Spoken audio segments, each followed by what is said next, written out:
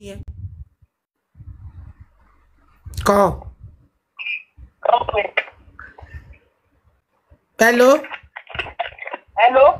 In a well, Macqueni, and Miomo. At the Onziga school near Wasu, no Manacon or Miomo. Yeah. Come on, me. In your J. Anybody. Now I love one now. Amazing one more day. O married I had no day. Every day, school day. Tell me now. Any school. Or marry go there. Either college. Or marry. We Kaya Sige school there. But talking about not Mama, we made time. Who buys Sige school? Who buys Sige school? Well done. Hello, brother, man. When need to be wet now. Brother Kevin. Brother Kevin. One more One more reply, me.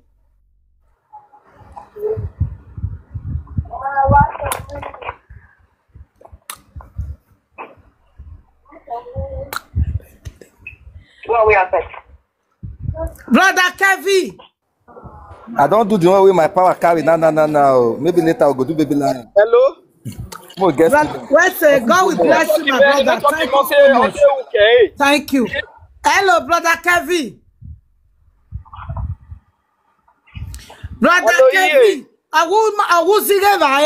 Who is it? Hello, yeah. Hi. Yeah, on money, 7 years or work banner, 7 years. More money, cake by the 7 years. I pay school fees in there. Over no carje, don't I pay school fees?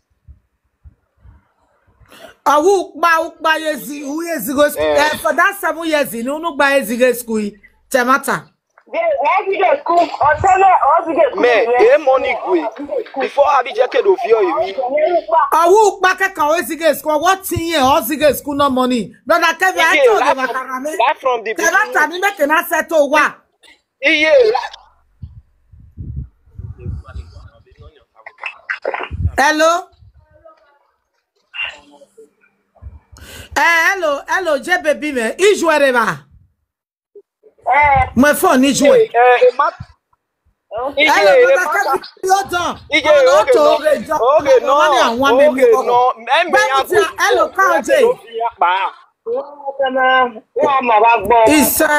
It's a call J. We want to men no ijo that team. Obi okono me hin obi awe ga no pe. Okay. Ina wa odo talo ma me na wa alole onoro okpa bonyo wo wu ekeku gwa makoni emi omo. Ina wa ma gwere no bobi no rio no ba me na ri no bobi gwani me. Eme no bi ije temata okwo ba gwe bekin. Boy na unu go jera no kezige school no mo na ya bi money. Wa ma ta no wa no na ta no gba no. We seje. Kevin, oye ekwere ti di mo no mo no go bona. Obi Canada 3 years plus enough. Wọ́n sọ wà mẹ́. Ní the condition ọ̀rẹ́, màá rí pàtí, àárí ẹni tí máa rè, àárí ẹni tí the family máa kó náà jò, kò sí ọ̀pọ̀ wà lùgà. Bí a ní ẹ̀, wọ́n ṣe the picture jọ tí ọ̀nà jọ lókùnà. Ó ní náà di ẹ, mo yàn ọ́ tí ètè ní àfẹ́yà, bí mi á dé. Even with am Kevin of state kemene. Ọjọ́ màá ní òkú oké. Ọmọkọ́ bí mi ti ṣe kemẹ́, wọ́n máa ń mọ̀ gbẹ̀nù àárẹ̀ òkú, fún ẹ̀gbẹ̀rẹ̀. Obi me do I face get. It's been like that boy. Obi be man na be ko ere ti bi mo. Ina pikin e ma ko no pa with that condition. Obi o kana be happy. Mo ti check dem no go favor. So I 20,000. E ma mi tobe. E ma yen ni go no be re go je ya de be anyo mi a. E ma be ke. Mo to go me da anyo mi ma. Ifiemi. Ye ti awina. E ri ya be ya ro. Oni go pe e ke bi ro wi e do mi. You come now, mother.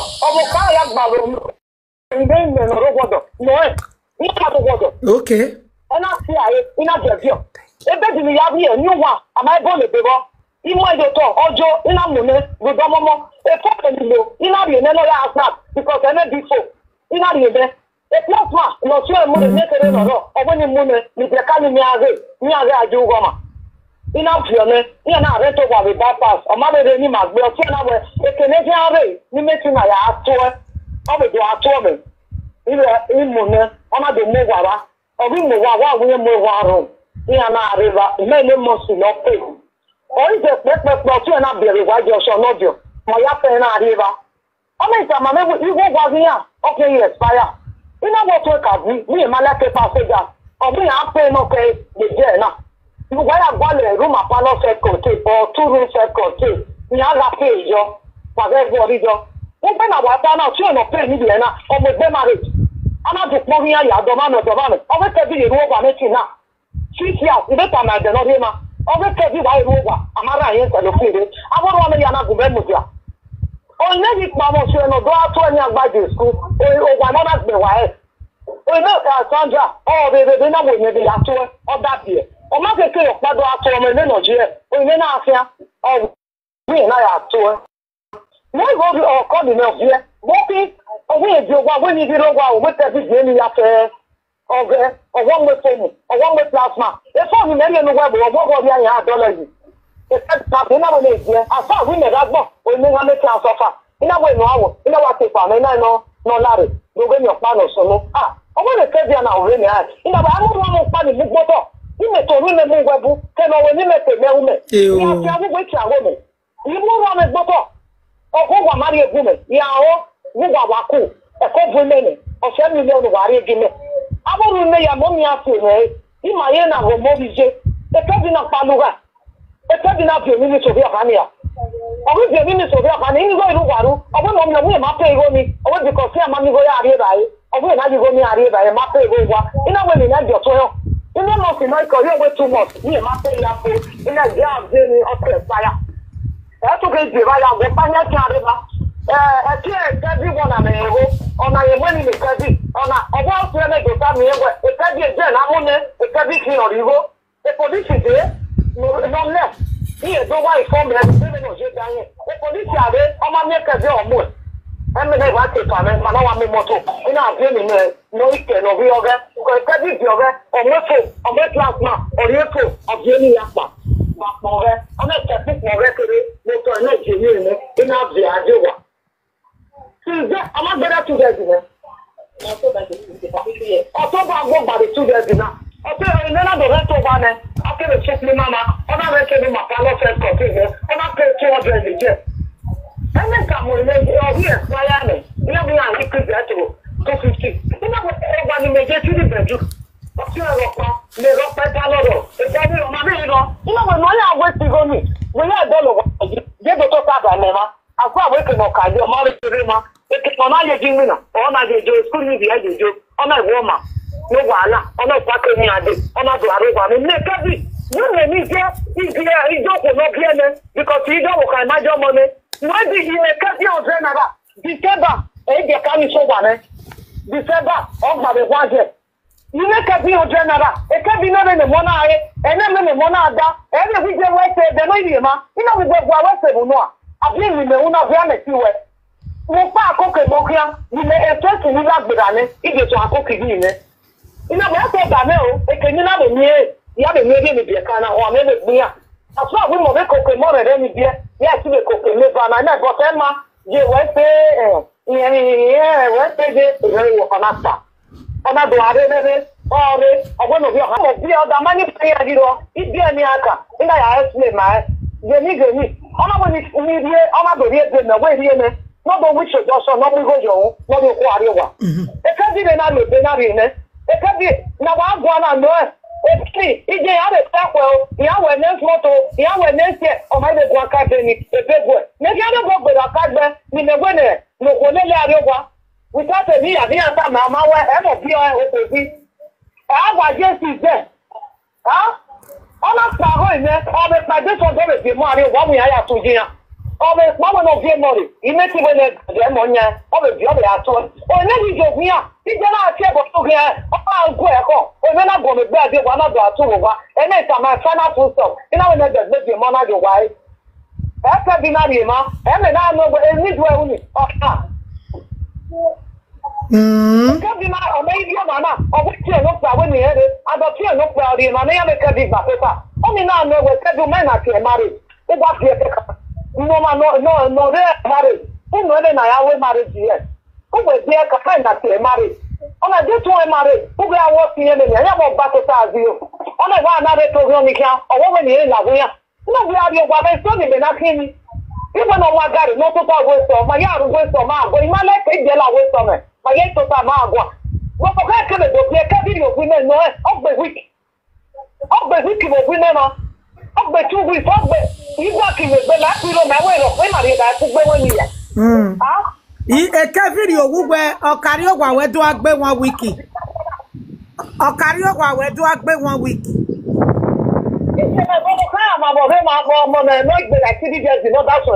Okay.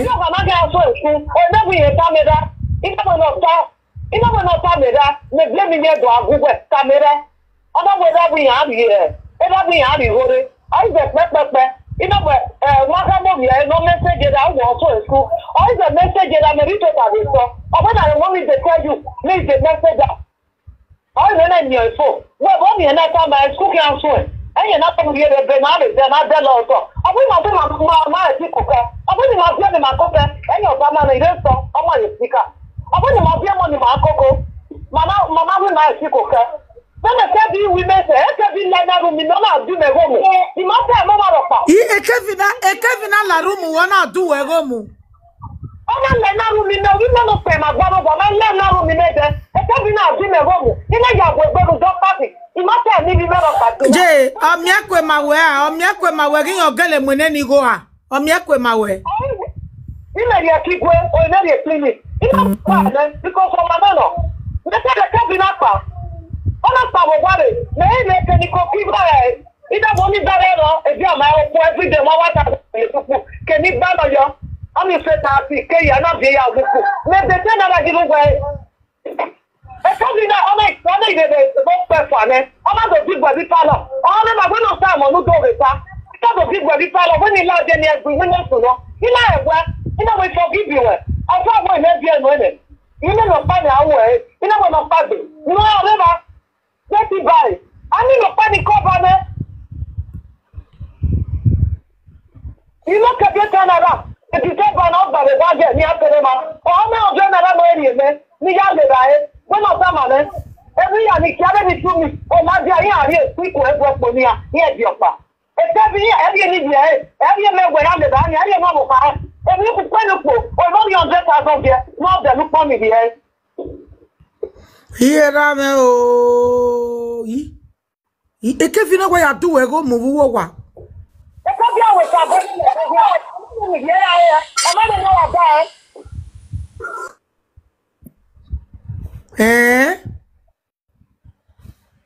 Onya ma bu do wo ke bo ni la ke ni de. Onya na e de ni wa de ore ma na. Yi to we.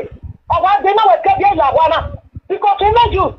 Okay, I'm a 500 years.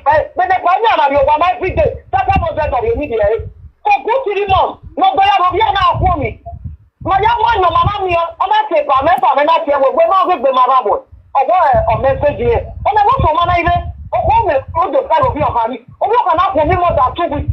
I'm a fan of your part of it also. In other words, I cannot get at the at the can I have it just on it? Can I have you? I'm going to be a This is the one or not, Fiona. He never was there. Every papa here. Okay. You only one already in the budget at the most. You know,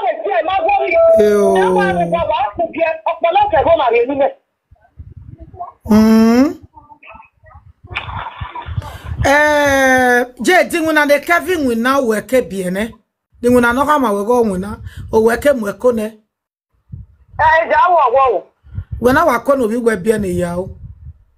Obiamane, in a woman, do be in a no another, the bay of some hours. No weapon. I'm not walking.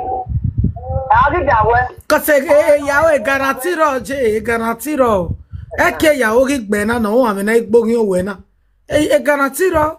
I don't know, Banaway yao, Banaway boar you who not. Enjoy what day.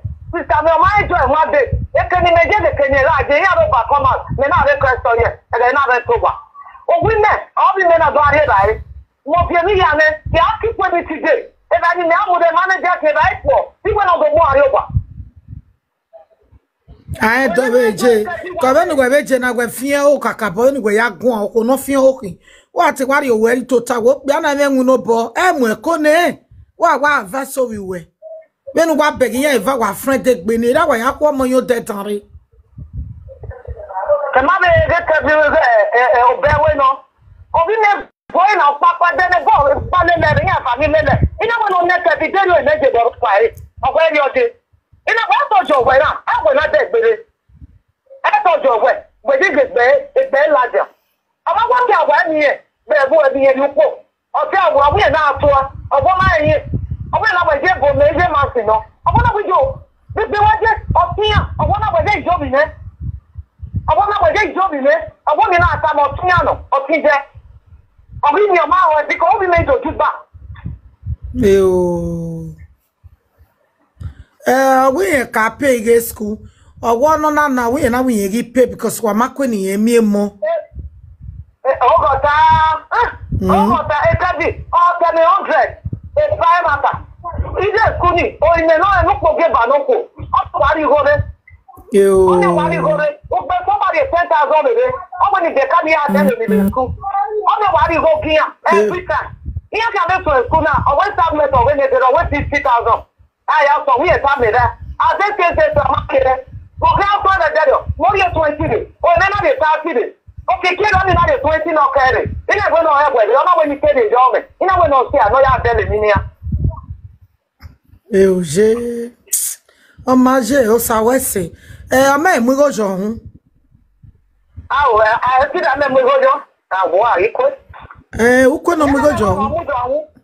Yene me go no mu jo. Ama we ti abeko eti no pa mu ya ko ya we to bia ne ya ko no mu go yo ya ma be mo gbogbo ama be mo gbe o ma je because ye tere mana bana me o ma gi gwe gbegire ye gi were ma because again we ya mo phone na ye tori ade kosi wo mo mere kevi ade no doga be ni je baby mama we no kwata ma we cause yet it your when no man go to your baby mama.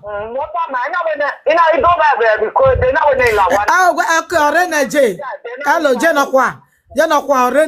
When me friend request or rene no go ga ni ata. No me friend request no nyo duku. No do ta dem ni je ije ko no bia no kwa na. Dem no ta doge no do ta do ga toge wan mu lo we lawe. On auto oge ye kesina. Ade no me friend request no do nyodo. Orene.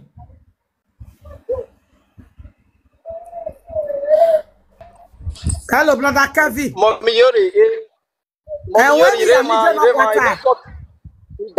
Idamio so on network igume obo yen ni buwo. Idamio network ote. Ekera no na ba wo oge no ya no talo a. Ye Daniel okwo ni okwo na wa mi no ware ba ni na wa mo saloba no emenita okwo no de ba mo omo do okwo ni ki okwo no de ba mo omo do okwo ni ki owe memu yen go of which me ari bebo gin ke ni na mo igo ma ke ba ni sun because e matter no okwo na tana e first no to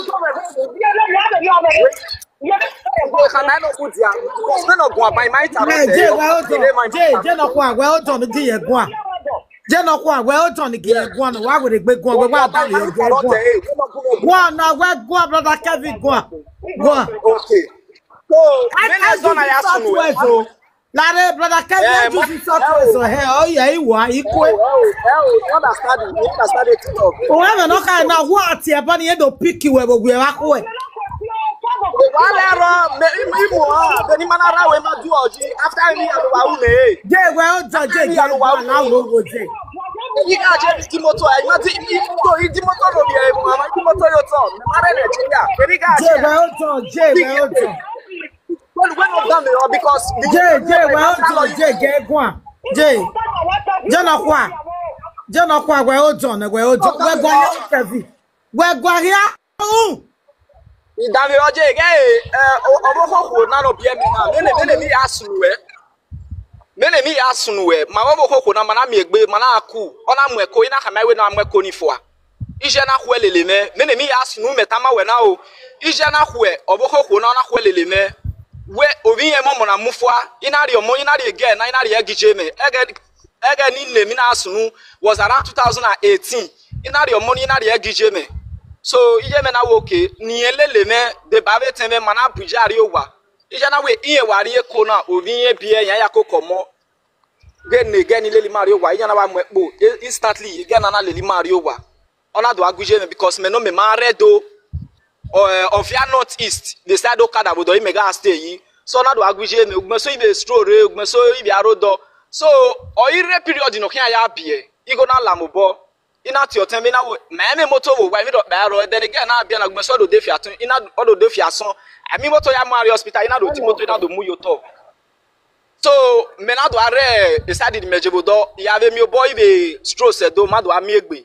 again na do bie then again na bie ije ga around ije me maru kwa ije me ga ri ugbo so ana call me mega e no bie mega re Ghana e Ghana make la flight adi Lagos from Lagos another flight to Benin ya we ya my deposit go hospital e me yake ije ga river we me yake Ghana like e play adi Nigeria so I say by na do deposit again na do bie or e bie na we just move stay come more like a week or 2 days ije ma stay ona bari owa already ije me be river ma be border so nije me ya river ni inwini me na me ba we maybe ijo mo river ni me wa do river for a whole time I spend a week plus in Akpa so oyire period ona je ni study me ma sharp ma be ne again na me misunderstanding na we a boyfriend and girlfriend you know gbegbe gwana we tell we me aye kwa mana me o tag me tag here so me ige oyiro tabo te me no see me mekogi ana call me we ije girlfriend me do vie mi le fence yo ofushi ije me ro wa do vie ge na mi odo vie le fence ona vie ge na mi le fence without nobody omoro pa maro wa je me maro wa moro omoro wa oteme ga ro wa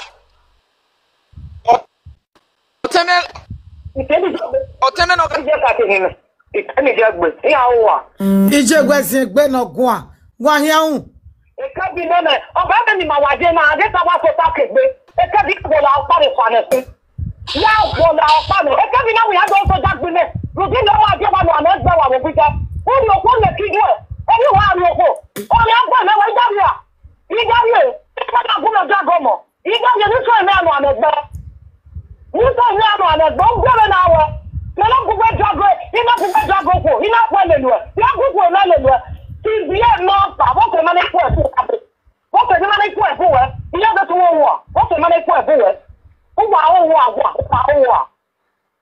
mama ije ni yo we wa ma je wo de mu wota a for pikolo e no kadiki se ka bi afwa owo ma pa ki agba o no do ari ni e bu na ye bu ye ri obi na na agba de ama mo to ya wo pado apoko ma wa do ni ko igwa lu wa ya ina wo no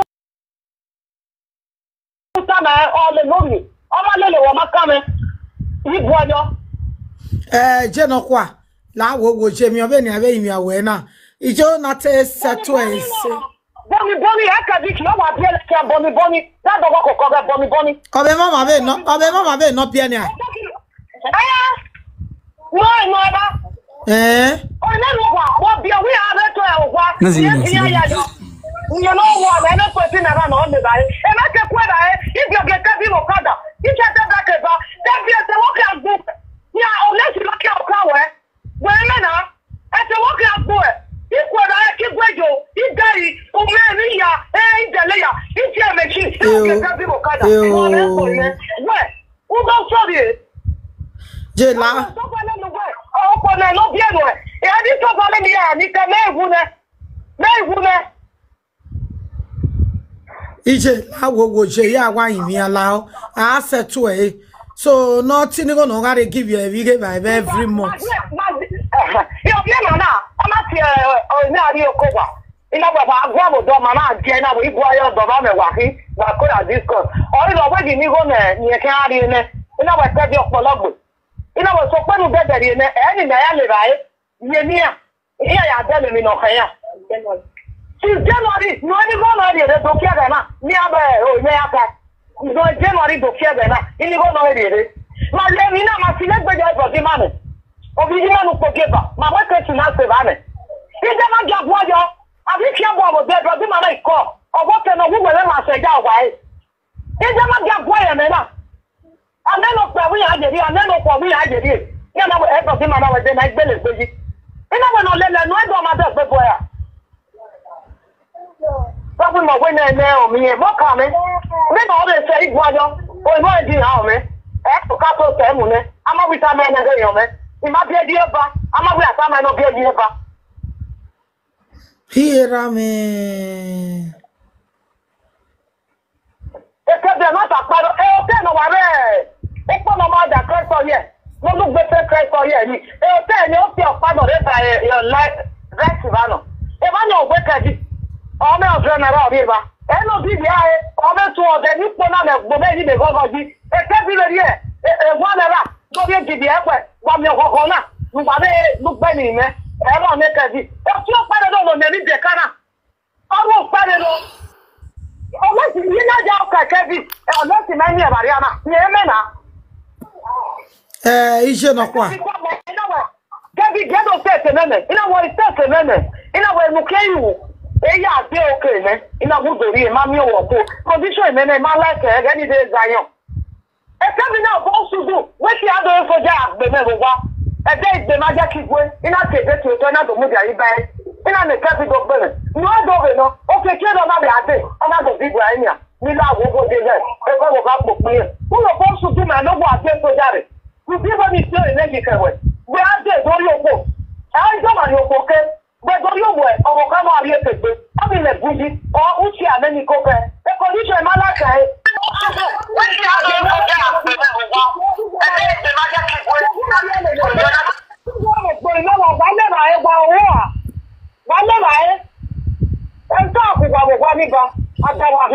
Okay, Jay. Jay, la wo Jay la as far go we bien ne aneke na legberi. E mi okpa me o na tana na ime he ne Kevin na. Ini go o no ri ere bi go mo no make na do ami vie. Ini go kan ya ari every month of ya zige school of ya ari ge ba gia so that to do ami vie every weekend. E de ne ma ya Jay school. Brother Kevin. Ko we ti bia ni Jordan ijo wo kan la ko ini go we he gari give me every month if get by we me screenshot he said he go giji ijo money e gba e ta ma bi je oni o ye gbe bali me now I'm sending money to that girl e ta me all my screenshot are with me we said he go get what ya ne screenshot e go me be WhatsApp remember can have your name baba na we screenshot e give me be WhatsApp ma ya say we said he go give the last month here. Chemata. We said he go give the last month. Now he must said he go give the last month. He gave since last 2 months. He ain't going to money say. Now unukba we said he go give January do fiage na unukba.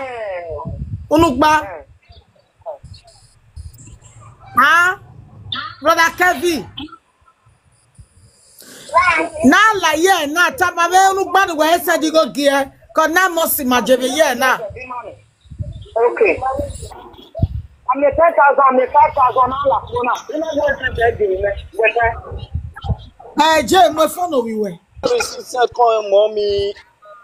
When I get to hello, igwe na la ye na ini ge baby papa we said igwe na la ye na toge. Unugba said go gwe na la ye na. Ona said the birthday 5,000. Ona said the birthday 5,000 eh? Children day 5,000 eh? Ona the good said the manager. Ona we gbe we send the ten e fa ni okpa jore ma ijo obe ro no ma jere an obe ro no ma jere o ma send the year na error of 50,000 e re year na we no screenshot ere ni meri enu we WhatsApp oya we screenshot ere okay brother Kevin screenshot the proof no ya send ere o ma mi awere gbe call wa ko we say o okay we need to my call ni when all the proof renew ya send go give cause so we oka get na can do we oka we bikin cause so we gba va send go give up 15 with children day 5,000 But maybe no we 10,000 up, but now 15,000 a year now. Any single modern beg or mark when the Romo miomo, terror momari gave a heggy. Omari gave a heggy. You are walk over your webo. So a twat you have a work will not be any maconi at one canon no one buy gave a heggy. Kawano tan in the water mutia. Ike do ti jobi we na tamame na lakbona or bonofoni ate unu gba ori gave a heggy mo. Da we no ko mako ma enigo igu we na nakabari go ni jo akatine. You go no kake nuri in the last month, nuri in the last 2 months. Or say 3,000 euro or 2,000 ya. They don't go very ne. Ijo we we. Or ko nuri atuom. Very simple. E kesi aga ya mako ni tuom or ya ko ni tuom. Or easy. Logo na settle. Ona ewe tamu wazen or tabawo oge. So emo monakina. One of you prove my ikena. Oh yeah, let's go to 400 like. Wala wo. Avera me ba bije me ni rotu na. O sa ti we mommy. O sa ti we wa talk be oten. E say mommy. We no sunu ba wo kevi. Which is lady or girl no be an eba. O say na oni gwan because o tell me ni kiri. No ya no ga ya sunu, my say 2 months na kana. Or last born.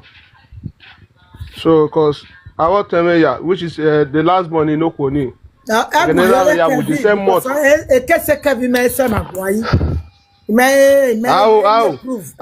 na even alaja. Ime oni wa talk me laja. O go tell any kire laja. O say yan lele ya o boy. So I tell na kire na the same month. A month in era wu. E je me bill yo kani. Okay. So I say I want tell me ayi ya ku. The time where e nera mighty wuni ya. Ime awe weni ya.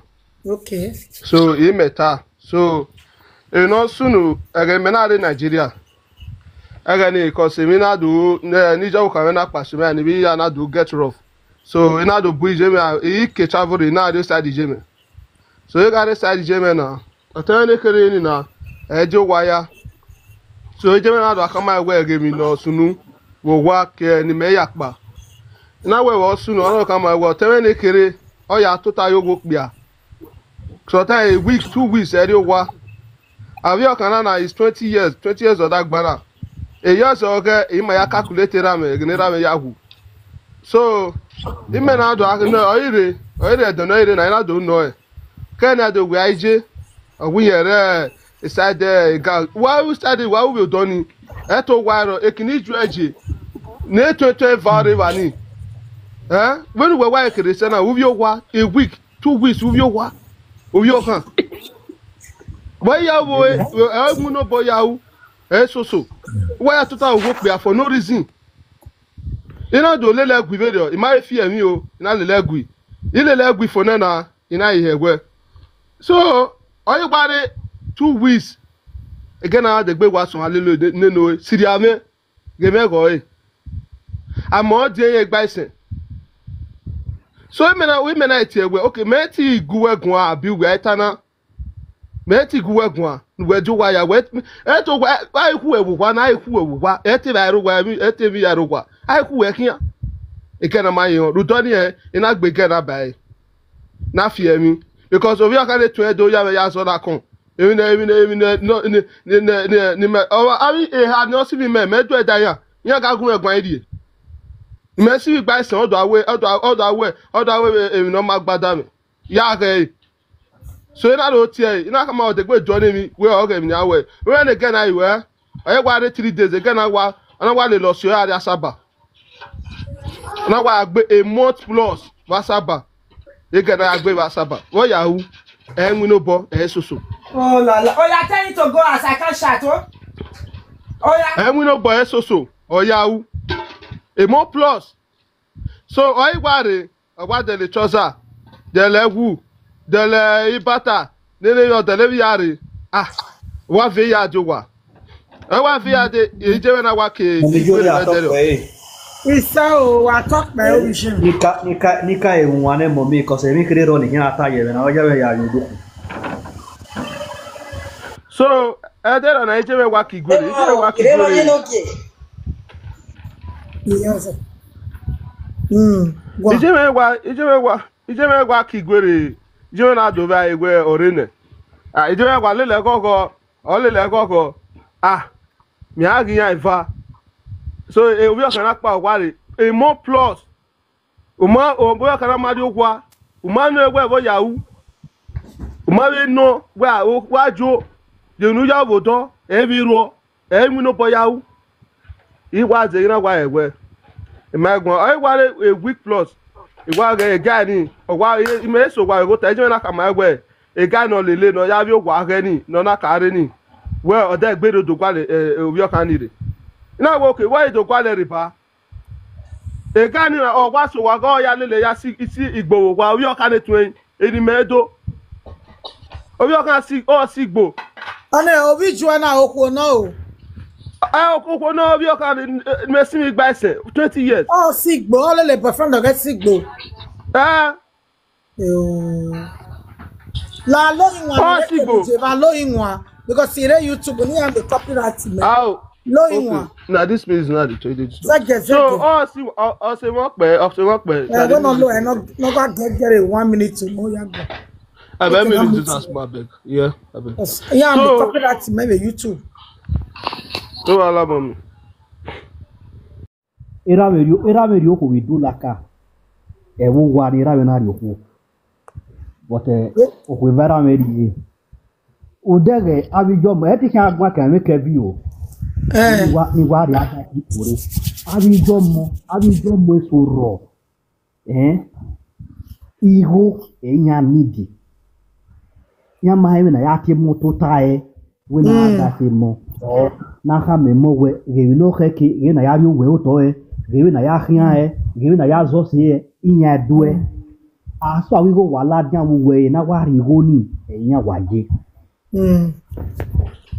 Egene Kevin amego ona wa adeli moto ohoni waru lelele lelele ya eme nwina cause every time we ya gun akan wa na we o wa na eme nwino bo ni we yawu ni age mare ni age home every time e we ya ta wa iyaje ho ebi ga isunu ni amo ade amubujo de wono do sete eniya o to we ga gun iya ho oni number 1.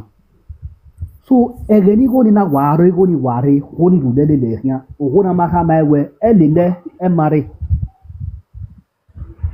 eni ga idu sunu ne bana do mewe o yani broke ni go ro iro ado we egi ma but egi na me go ni o ha ma so eme na nu we ka bo wa gun aji no ada verse no kwa no ne enwa cause ma ni ge we na ya gbera 1000 ada si no kwa no ne ma ni de especially ko ni mai on modo iru le ni hia igwalabe ja obo e hia ya de go no we nwi na agwe na me level we ya gwa party ja we na we ona kedo we nwi na agwe o kedo hia ogare awo pe izege ka wale lawe mani waro nya do mia we e mani we ja wo ni akwo are ya broki ire gi bunya na hia ni aja kokko mo so ko mo mi oni emekere oni oni wa ta e wari fi hia afure ni ma we yin odo. Okay, what's hello brother Eddie humanity no ata ora wa nyodu ko wa do to table roto no odogun a eso ono dogun